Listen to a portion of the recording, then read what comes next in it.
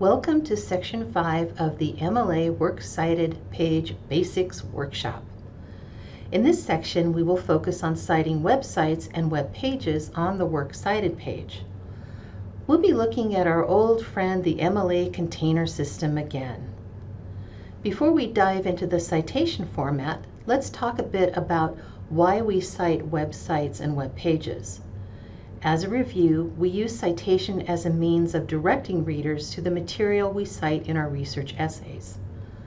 Keeping that in mind, let's think about whether we will cite an entire website or a web page. Rarely would you cite an entire website. For example, if I am citing the Pathways to Becoming a Teacher from the California Department of Education website in my paper, if I simply refer to the entire website, readers may not be able to find the information cited. Instead, I would want to cite the page on that vast website where the information is located. Occasionally, you will cite an entire website. For instance, if you want readers to simply be aware that a website exists and you do not cite any specific information from it, or if it is a really focused website with few topics covered. In general, in keeping with the spirit of MLA citation as a roadmap to your sources, you will cite a specific page or pages on a website. In addition, because websites and web pages are dynamic and subject to change, it is a best practice to also include the date you access the page. That way, if something changes, your reader can see that the change occurred after your citation. Well, that sets the stage.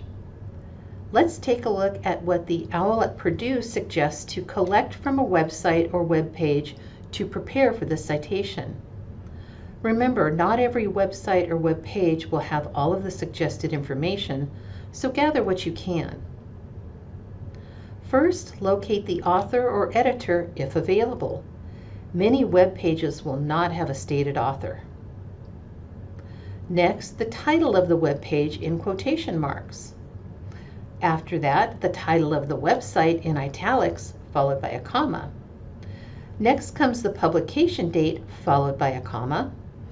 The last part of the container one information is the URL for the website or web page, followed by a period. The last thing that we're going to take note of is the date you access the material. The access date will follow the format of day, abbreviated month, year, followed by a period, and include the word accessed.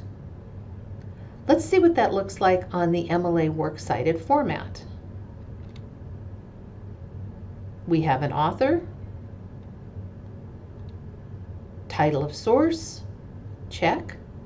Next is the container one information, title of website in italics, followed by a comma, publication date, followed by a comma, and location or URL followed by a period. Yep, it's all following the format we're familiar with. Now let's look at a couple of real-world examples. As I mentioned before, you will rarely cite an entire website since you want to direct readers to the specific information you're citing, but you should understand how to do it. The first example has no author, so the citation begins with the title of the website in italics, followed by a period. Remember, website titles will always appear in italics.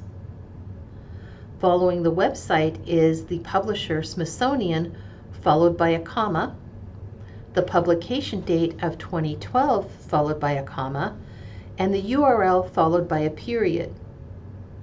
The access date is included as a best practice. Accessed 1 January 2023, followed by a period. Let's check out one more example. Website title, MLA Style Center in italics, followed by a period. Publisher, Modern Language Association, followed by a comma. Publication date, 2023, followed by a comma, and the URL followed by a period. The access date is included as accessed 1 January 2023, followed by a period. Now let's take a look at the format for citing web pages. This will be the format that you will use the most. The first example has an author, so it is listed last name, comma, first. In this case, Boyd, comma, Luke W., period. The title of the web page appears in quotation marks, just like the title of an article did when we looked at citing articles. The title, The Zombie Files, Z-tips-matches, appears in quotes with the period within the quotation marks. Next, the website title, Zombie Research Society, in italics followed by a comma.